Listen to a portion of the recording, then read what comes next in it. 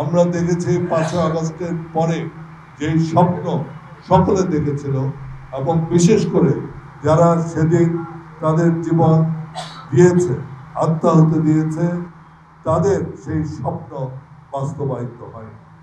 আমরা অনেকে আশা করেছিলাম চাঁদাবাজি থাকবে না দেশে, আমরা আশা করেছিলাম সন্ত্রাস থাকবে না, কিন্তু আমরা কি দেখছি? চাঁদাবাজি আছে, সন্ত্রাস আছে।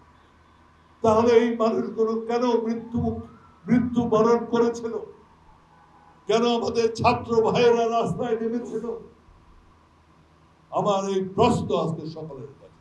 আমি আরেকটা জিনিস বলবো, আমরা একটা তদন্ত চাই। 5ই আগস্টের পরে আজ পর্যন্ত কত লোক মারা গিয়েছে এবং কারা এর জন্য দায়ী সেটা আমরা জানতে চাই। সেই তদন্ত হতে হবে, সেই তদন্ত হতে হবে। আমরা শুনেছি 100-150 মানুষ এই 9 মাসে মারা গিয়েছে। কেন মারা গেল, কারা মারলো, এবং এইটা আমরা জানতে চাই।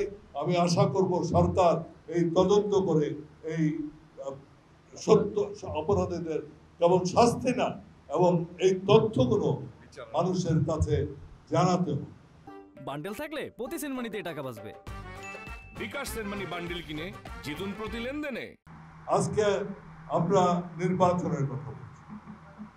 নির্বাচন আমরা চাই সত্য যেন নির্বাচন হয়, যত তাড়াতাড়ি পারা যায় নির্বাচন যেন।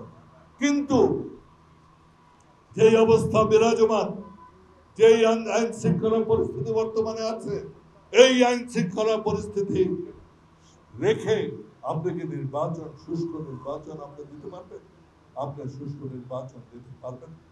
সুতরাং আমাদের এখন প্রধান দায়িত্ব হচ্ছে এই দেশে শান্তি শৃঙ্খলা ফিরিয়ে, চাঁদাবাজি বন্ধ করা, এই সন্ত্রাস বন্ধ করা।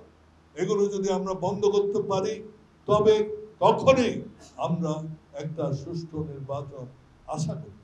আজকে প্রত্যেকটি রাজনৈতিক দল তাদের দায়িত্ব, তাদের যারা কর্মী বাহিনী আছে তাদেরকে সংযত রাখা। আমি মনে করি আজকে বাংলাদেশে যত খুন, রাহাজানি এবং নৃশংসতা হয়েছে, সন্ত্রাস হয়েছে, মানুষ খুন হয়েছে, চাঁদাবাজি হয়েছে, এগুলোর জন্য দায়ী আমাদের রাজনৈতিক দলের কর্মী। সুতরাং রাজনৈতিক দলের উপর আজকে দায়িত্ব বর্তায় যে এই খুন খারাপি বন্ধ করার জন্য আমরা আমাদের কর্মী বাহিনীকে সংযত করতে হবে এবং তাদের বলতে হবে কোন সন্ত্রাসের জায়গা রাজনৈতিক দলে হবে না, কোন চাঁদাবাজির জায়গার রাজনীতি হবে না। আমরা সেগুলো করতে পারলেই কেবল আমরা একটা সুন্দর সুষ্ঠু রাজনীতি এই দেশে ফিরিয়ে আনতে